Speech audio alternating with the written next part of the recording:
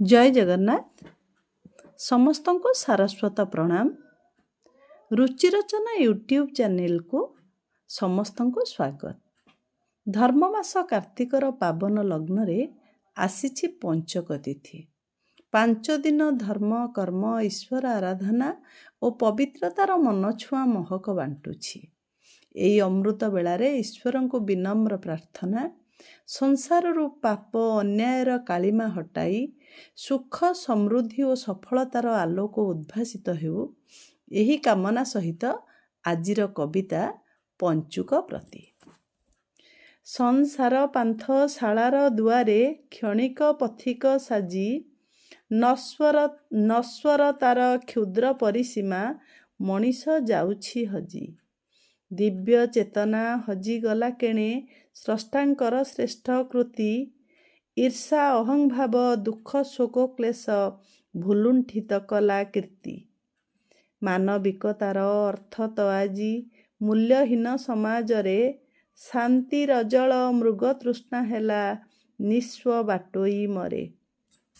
आतंकवादर श्मशान रे एठी जळुछि अदिन जुई, कन्या भ्रूण स्थान पॉलिथिन तले जन्म नेबा भाग्य नाही। पेट पाई आजी वात्सल्य ममता तुच्छ होइछि सिना, व्यभिचार आउ दुर्नीति शोषण करुअछि बाट बणा।